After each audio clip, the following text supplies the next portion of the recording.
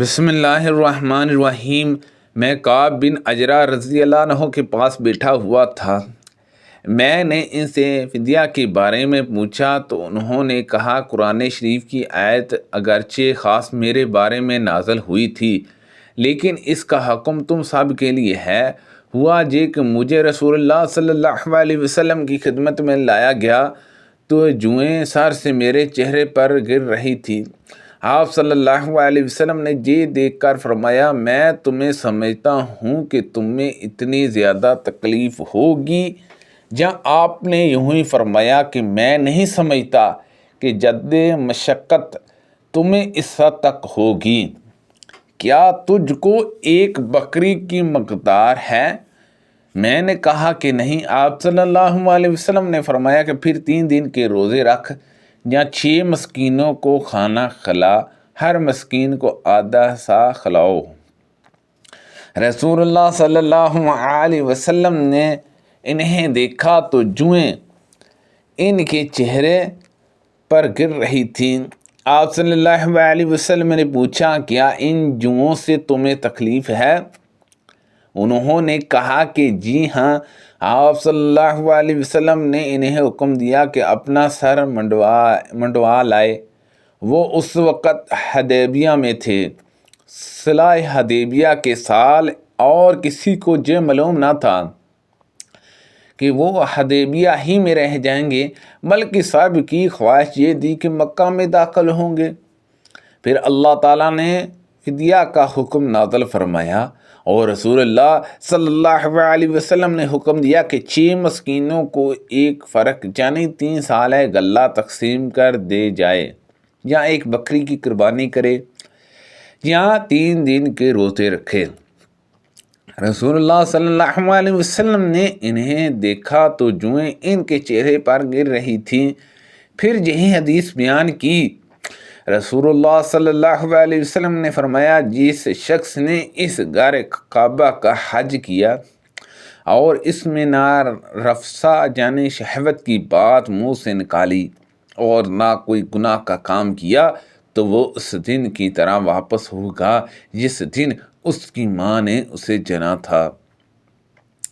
رسول اللہ صلی اللہ علیہ وسلم نے فرمایا، جس نے اس گھر کا حج کیا اور نہ شہوت کی فحش باتیں کی، نہ گناہ کیا، تو وہ اس دن کی طرح واپس ہوگا جس دن اس کی ماں نے اسے جنا تھا۔ میرے والد صلح حدیبیہ کے موقع پر دشمنوں کا پتہ لگانے نکلے۔ پھر ان کے ساتھیوں نے تو احرام باندھ لیا، لیکن خود انہوں نے ابھی نہیں باندھا تھا۔ اصل میں نبی کریم صلی اللہ علیہ وسلم کو کسی نے یہ اطلاع دی تھی کہ مقام گاکیہ میں دشمن آپ کی طاق میں ہے۔ اس لیے نبی کریم صلی اللہ علیہ وسلم نے ابو قتادہ اور چند صحابہ رضی اللہ عنہم کو ان کی تلاش میں روانہ کیا۔ میرے والد ابو قتادہ رضی اللہ عنہ نے اپنے ساتھیوں کے ساتھ تھے کہ یہ لوگ ایک دوسرے کو دیکھ کر ہنسنے لگے۔ میرے والد نے بیان کیا کہ میں نے جو نظر اٹھائی تو دیکھا کہ ایک جنگلی گدھا سامنے ہے۔ میں اس پر چپٹا اور نیزے سے اسے ٹھنڈا کر دیا۔ میں نے اپنے ساتھیوں کی مدد چاہی تھی، لیکن انہوں نے انکار کر دیا تھا۔ پھر ہم نے گوشت کھایا۔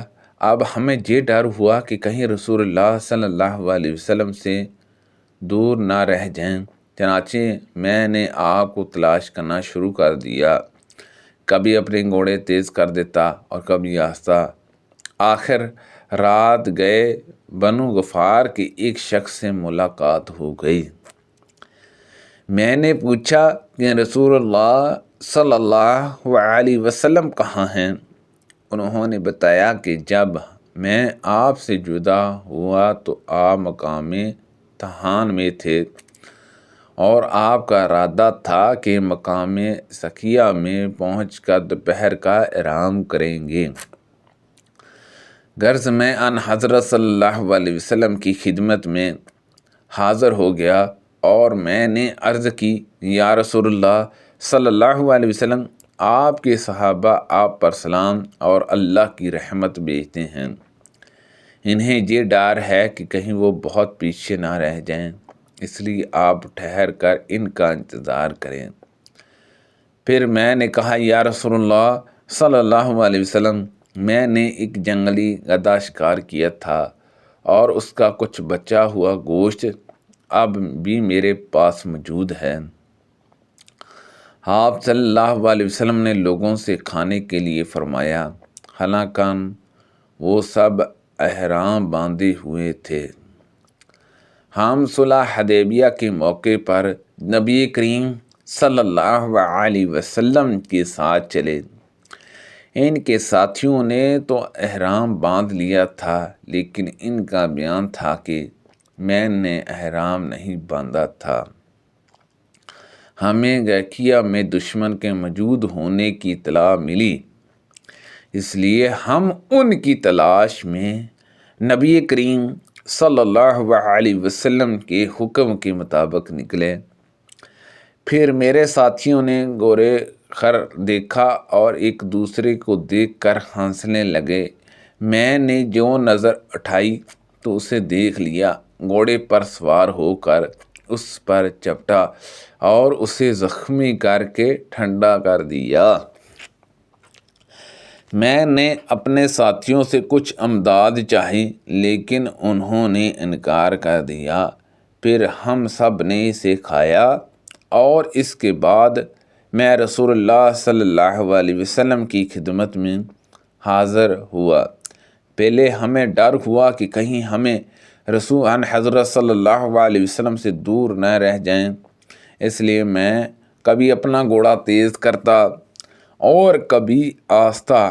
آخر میری ملاقات ایک بنو غفار کے آدمی سے آدھی رات میں ہوئی۔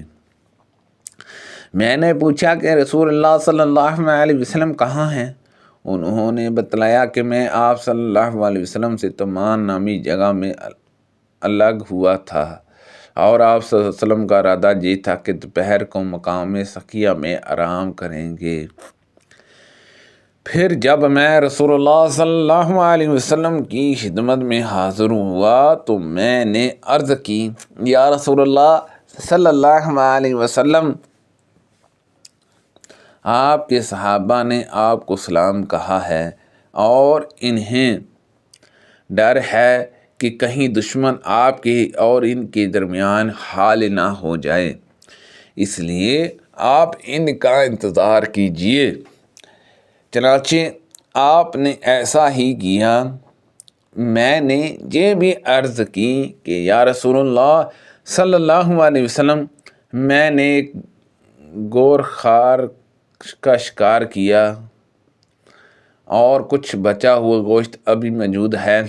اس پر آپ صلی اللہ علیہ وسلم نے اپنے صحابہ سے فرمایا کہ کھاؤ، حالانکہ وہ سب احرام باندھے ہوئے تھے۔ سبحان اللہ عز و جل۔ اللہ پاک سے دعا ہے کہ اللہ پاک ان حدیثوں پر عمل کرنے کی توفیق عطا فرمائے۔ اللہ پاک ہم سب کو نبی پاک صلی اللہ علیہ وسلم کی سنت کے مطابق زندگی بسر کرنے کی توفیق عطا فرمائے۔ آمین بجاہ النبی الامین صلی اللہ علیہ وسلم۔